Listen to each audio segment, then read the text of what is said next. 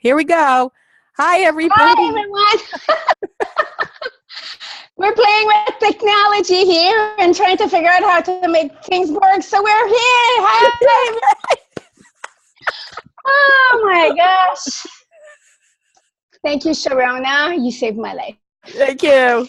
Thank So, you. hi, everyone. Welcome to another episode of Conversation That Matters Most. My name is Claudette Chenevert, known as the Stepmom Coach. I'm here with my amazing patient. Oh, there's no words to say. Thank you, Sharona. Sharona. Hi, Sharona. Hi, Claudette. Hi, everybody. Yes. Oh, Oh, my gosh. I'm Sharona, and I am known as the Midlife Women Dancing with Change Specialist. And I'm so glad we figured this out. It's really interesting because we're trying to our viewers who have been here for a while, and for newbies, welcome aboard. But we've been trying to find a platform that works for us, and it's been, technology. Some days you love it, and sometimes you hate it. So I know. I am in a joyful mood because we got it to go. I'm a little bit annoyed because it's like, oh, come on, I can do this. Like, what am I doing? But because I live in the boonies, my internet is sometimes slow. And so, yes. So, anyways, so today, Sharona and I want to talk about asking for help, which is sort of like ironic here that we're playing around with our technology and having issues. But so we want to talk about asking for help. But before we jump in, I just want to share a little bit about ourselves. If this is the first time you've been here, welcome. If you've been here before or seen some of our previous videos, welcome back. And so what we do is Sharona and I have these conversations that we call conversations that matter most about different topics, and today is about asking help. We've talked about different things from anger, frustration, dealing with insecurity, confidence, a whole bunch of stuff. And so Sharona and I have been doing this for over a year, close to a year and a half now. And we've been enjoying these conversations. And both Sharona and I work in different fields. So Sharona works, as she said earlier, with midlife women, and I work with stepmoms. And we'll share a little bit more about that at the end of our show. But what is really, I think, at the core of all of this is that both of us love to help people and to support people and to transform people's lives. And so a lot of the conversations we have are to inspire you, to help you think a little deeper in certain topics. And it's not necessarily to have you agree or disagree with us, but just maybe ponder on some of the things we're talking about. Anything you want to add, Sharona? No, I think you pretty much covered it. And I think one of the things too is just to remind us, we do not script any of this. There is nothing written. We don't rehearse it. All we do is we choose a topic and we dive in. And and I too, my whole purpose or passion at this moment in my life is to support midlife women to thrive wholeheartedly in body, mind, and spirit. So that's why a lot of these conversations are dealing with like procrastination, how to deal with emotions. So I think, and today asking for help is quite because it's just something as I know, working with midlife women, there's something that happens that we think we should know by now how to do everything because we've been doing everything. And I think part of it is that we get a little nervous asking for help because we feel exposed. And then I think there's also this perception that if you ask for help, you're weak. Yeah. It's true. I think whoop. I will talk. my camera just went off its stand, so I'm back. No, this is life, right? Just to prove to you this was live. We didn't pretend it. So just to share a little bit about myself about asking help. One of the things that I found personally for me being very hard to ask help is depending on the people that they would deliver. In the past, if I would ask for help, I was told, figure it out. I was told, well, you should know this by now, as you mentioned. And so I grew up with the thought that I couldn't depend on anybody to give me the help I needed or that I thought I needed. And so I became very independent and very self-sufficient. And so there are good things about being self-sufficient, but then there's also the thing where you don't trust people. You don't let people into your life because you're afraid of being disappointed, of being let down. So there's an element of trust as well, and being able to ask help from other people. Yeah, and I think one of the things that for me it was also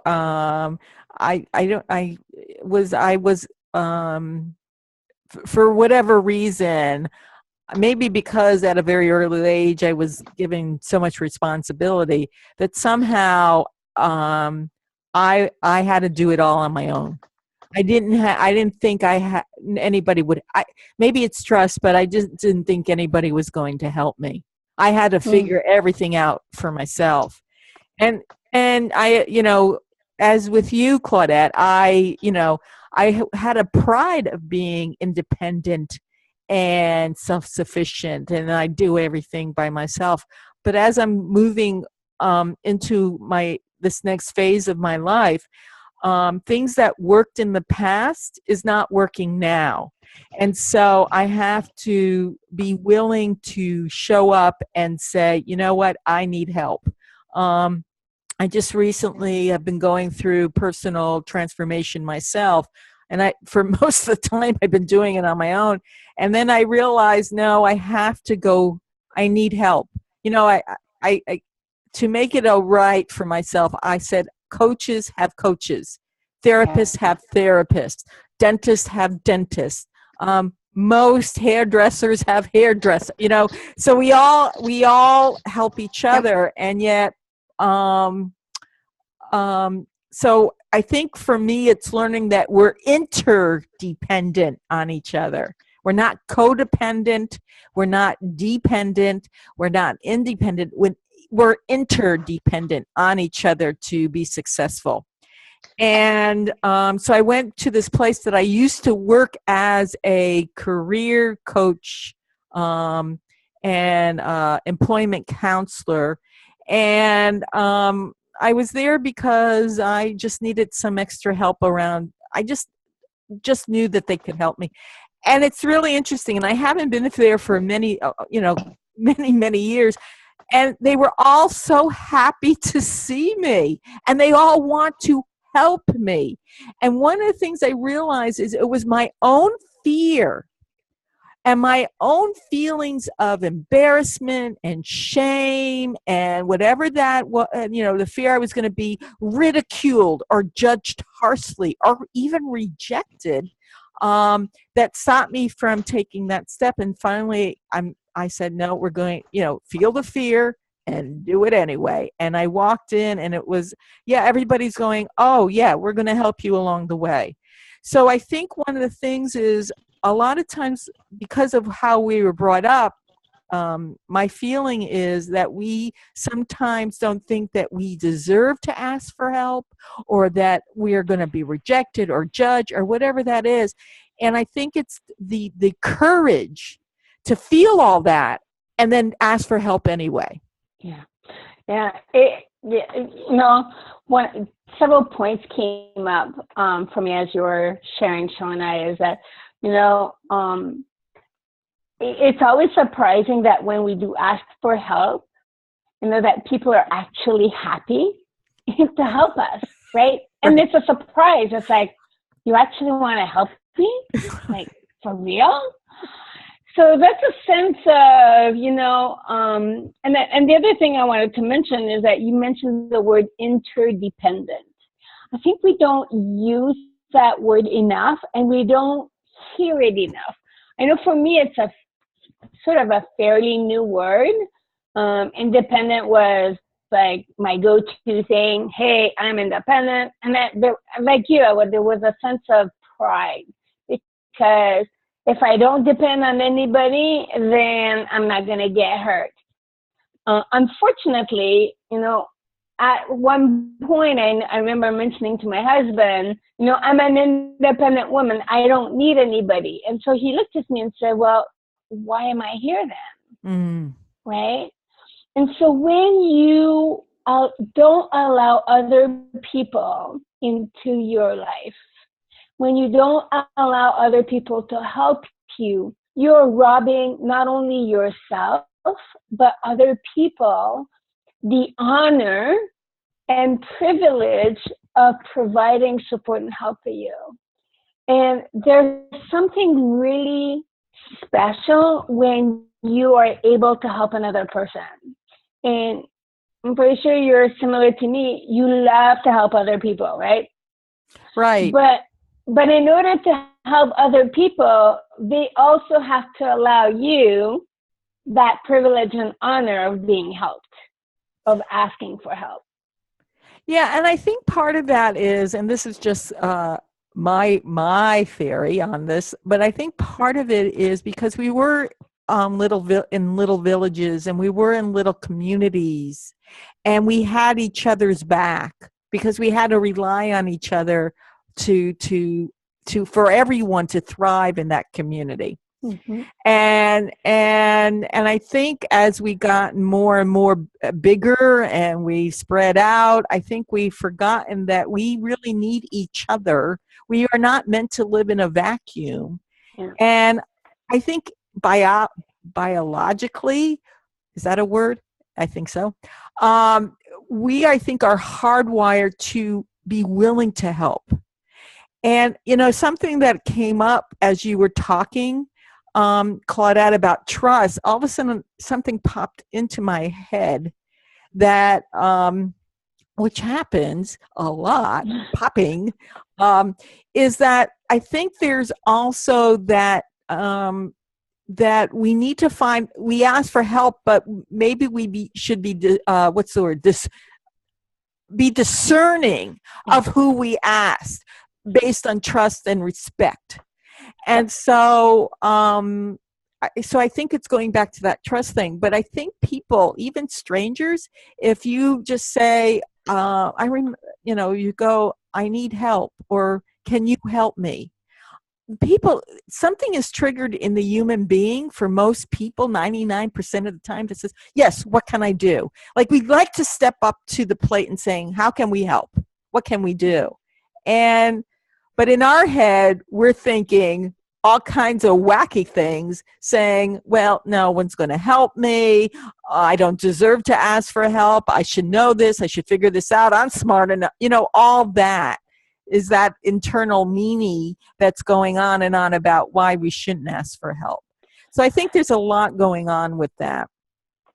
So as you were sharing, one of the things I think to help us in asking for help is, you mentioned the who, right? I think who to ask, I think, is really important to the discernment piece. to ask help from people who are in your circle or you can trust. But also understand that sometimes if someone says no, it doesn't mean no all the time and forever, right? Right. It's a matter of setting boundaries. And think of it this way.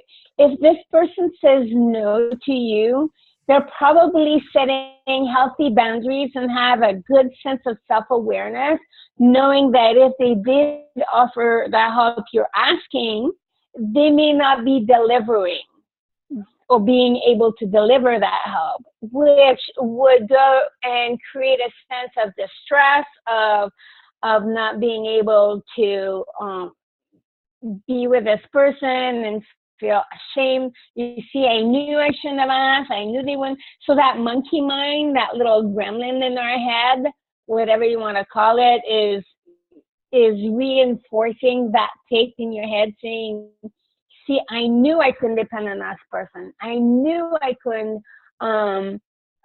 get the help I want. And I see this a lot, maybe especially with stepmoms that are like dealing with stepkids and need help with maybe driving the kids or getting the kids to activities or soccer or just getting a break. And they're thinking, I can't ask anybody. I'm supposed to be able to do it all. Who said so? Right? Right. Right. Who said so?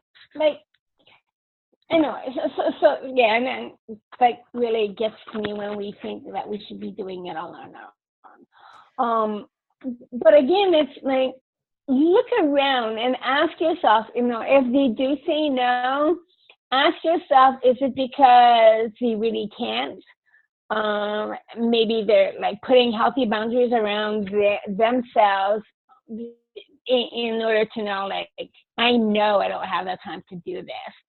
And being aware that no doesn't mean no forever, and it's not always no. And it could be no just for this one time.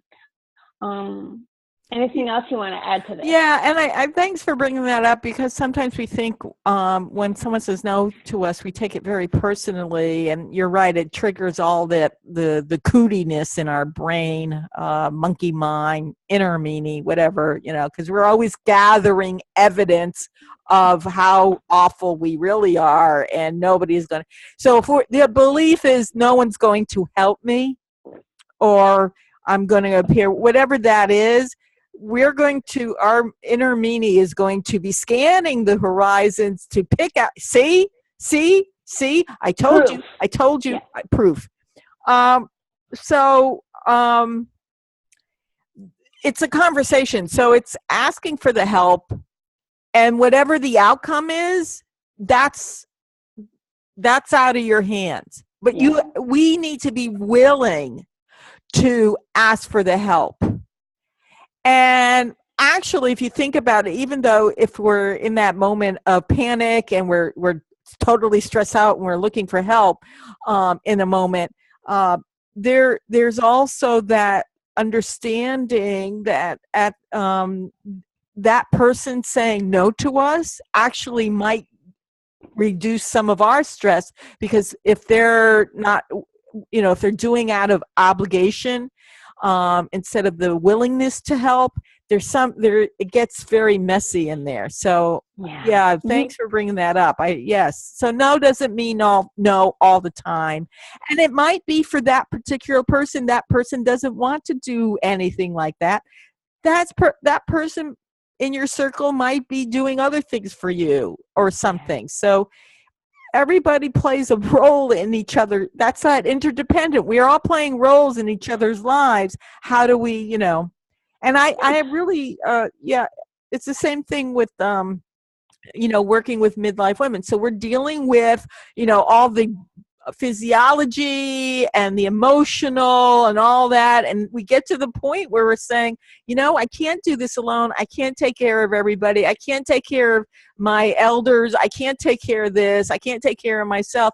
I need to now be willing to say, look, we need to have a conversation about how do we how do I delegate all this stuff so that I get a break, that I get to take care of me first? And I think as women and as midlife women, sometimes we forget we have the right to ask for help so that we're not carrying the world on our shoulder. And I think that goes into, and you were talking about this, Claudette, I think, are trained to take on everybody because there's this whole super mom and superwoman and all that. We do everything. We take a job, we raise the family, we do. And I think one of the things is that we realize that if you really look at a, what's the word, hero's journey, they got a lot of sidekicks and helpers along their journey, and we forget that as women.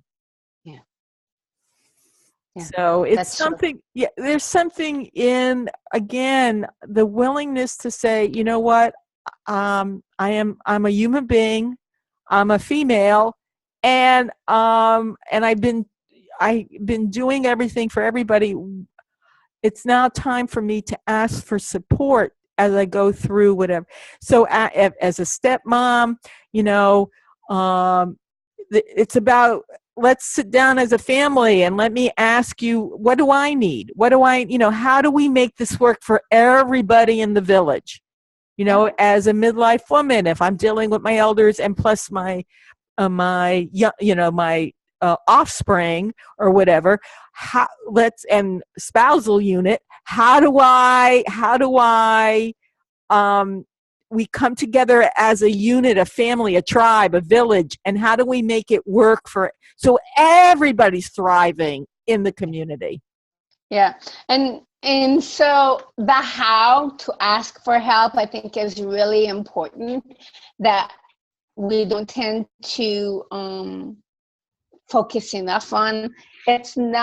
Sometimes, I know for myself personally, one of the things that helped me in asking help was knowing that if I asked someone for genuine help, I was actually helping another person feel good about themselves. And that for me switched like a light bulb for me, in that, that intrinsic feeling we have when we're giving something of ourselves to another person, how good it feels, right? And so when I first went to, I think it was in one of my positive psychology program courses, and we were talking about giving of ourselves. So there's that feeling of giving of ourselves. So obviously when someone's asking for help, if that other person is doing out of an obligation, you don't have that intrinsic feeling of helping. Then, there's this sense of obligation. The thing is that if that other person is feeling obliged to you, that is not in your control. That is not, if you're afraid of having someone feeling obligated towards you, that is not something that's in your control, and how other people feel. How you ask is really where you have the control. So when you're asking, be clear and specific rather than hinting and moaning and groaning about what you need.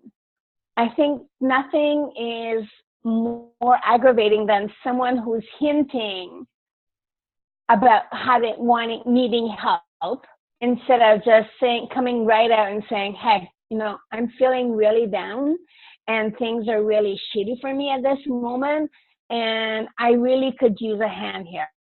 Can I have your help? That's a lot better than someone saying, I wish someone would get off their butts and do something here. I wish someone could see all the mess that's in the house. Now, really?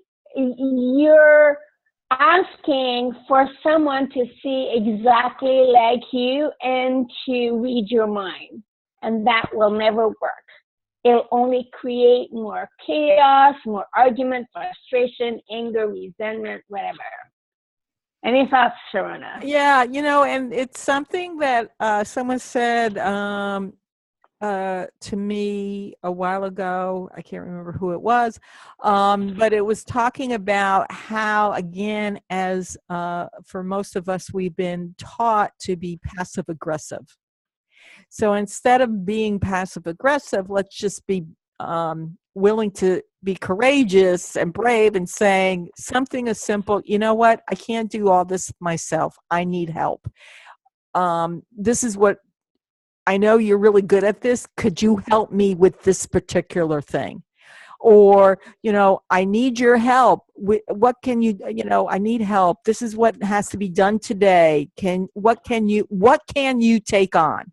So sometimes giving them a choice about, so tapping into, in a way, their strengths, knowing what they really can do, really well. So that gives them the sense of helping, but also gives them a sense of confidence, because you're trusting them that oh yeah, I can do that. So for instance, if you need help finding a new used car and you're not really good at that, go ask a friend, saying, I know it's about scheduling time, but saying, can we go this weekend, and can you help me find a used car? Because I know you're really good about cars, you understand cars, you understand cars. They're going to say, yeah, I do. I'm going, or they can say no again because of their time restraints, and, maybe not this weekend, but can we go on Wednesday? Or, so I think also for asking for help, there's a component of negotiation. Yeah. Right. And when you're dropping hints, you're not giving people the opportunity to ponder and check in with themselves, and it builds up that sense of resentment and nagging and all, right? So I think there's something going on with that. And as we're wrapping up here, Claudette, is there anything else you want to just, give? Yeah, just one little more piece. Remember that asking for help is like a muscle. You just need to practice. At first, you may feel super uncomfortable and maybe like, I can't do this. You do small askings. Start small and then work your way up. And again, it's a matter of practicing asking. And the more you practice, the more comfortable you'll be, and you'll have a sense of confidence about yourself in knowing you can depend on others, and you're not supposed to do it all on your own. Great. Yes, that's great. Yeah, practice. And start small. I think that's what you said, Claudette. Just start with something as simple as, can you do this, and then again, letting go of the outcome, because we're all human beings and we're doing the best we can in the moment. Exactly. So Claudette, if there's a stepmom out there who feels a little shaky about asking for help and is totally overwhelmed with everything she has to do, how can they get in touch with you, Claudette? Oh, yeah. So definitely stepmoms need to learn how to ask for help. And no matter what kind of help it is, sometimes it could be just listening or having a strategy session to help you decide where to go. I would love to help you. You can reach me at Claudette@stepmomcoach.com. You can visit my website, which is stepmomcoach.com. You can search me on social platforms using hashtag stepmomcoach or stepmomwisdom, and also using my name, hashtag Claudette Chenevert. And hi there, I'm back again. So, oh my God. Okay. So, So again, if you are looking for some ideas and e-courses, you can go to my website, and there's some great e-courses you can download and look through. So Sharona, if there are midlife women going through some crazy moments or feeling like, okay, what's going on here? I can't do this all on my own. How can they reach you and contact you? Claudette, thank you. And so if you are a stepmom and a midlife woman, or just a midlife woman, and you're just feeling that something is out of sync, and it's not working. The things you've done before, it's just not working. And you're not sure, you need help, but you're not even sure how to begin. And I would love to talk to you, because this is all about change, transformation, and transition in this time in our lives. So you can reach me at midlifewomendancingwithchange.com.